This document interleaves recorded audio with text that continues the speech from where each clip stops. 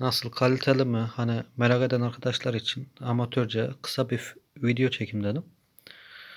Özellik olarak çağrı cevaplama, 10 metre mesafe, uzun pil ömrü, her cihazda çalışır. Güçlendirilmiş baz diyor. Suya dayanıklı USB bellek ve kablosuz bağlantı diyor. Kablosuz bağlantı da Bluetooth oluyor arkadaşlar. Suya dayanıklı. Yani su geçirir arkadaşlar. Yani belli bir miktar suya dayanıklı oluyor cihazımız. 50 TL gibi bir fiyata aldım.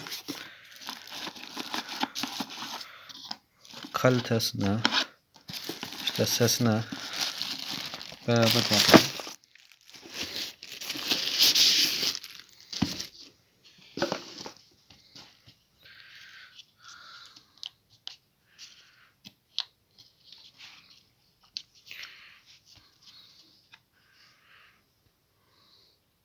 AUX girişi var. Flash bellek, şarj yeri, hafıza kartı, ufak. Bu ne burada? Şunmuş. 5 tuş arkadaşlar. Kolay yani kullanımı. Sesini.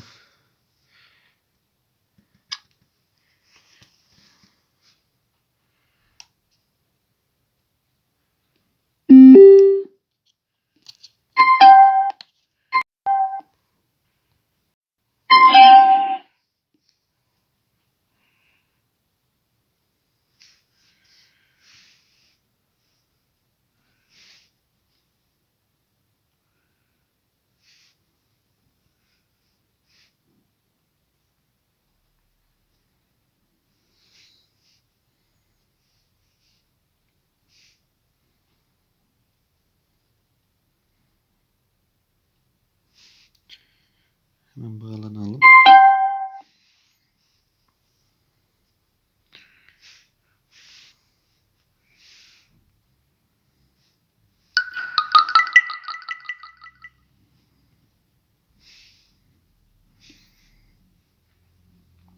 Cihazımızın sesi buradan artıyor arkadaşlar. Buradan basılı tutunca kısılıyor. Burada gelen aramalara şey yapıyoruz. Cevaplıyoruz. Bu M tuşu da mod tuşu. AUX, flash belleğe geçiş. Yani birden fazla cihaz bağlı olursa, atıyorum flash bellek, hafıza kartı, telefon, AUX. Buradan değiştirebiliyoruz yani. Çıkartmadan. Şimdi sesini dinleyeceğiz.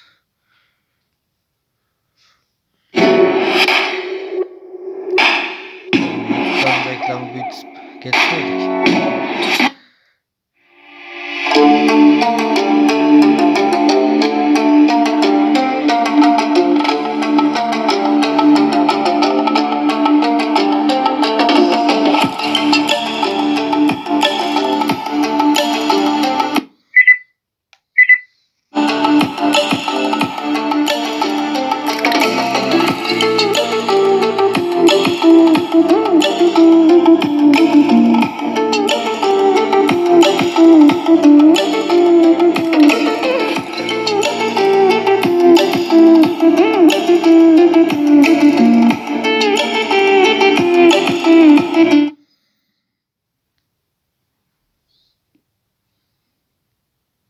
Bluetooth'a girdiğimizde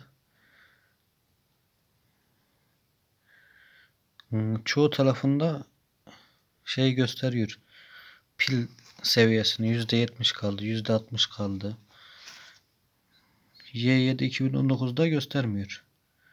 Ama J7'lerde falan gösteriyor. Teşekkür ederim arkadaşlar izlediğiniz için. İyi günler.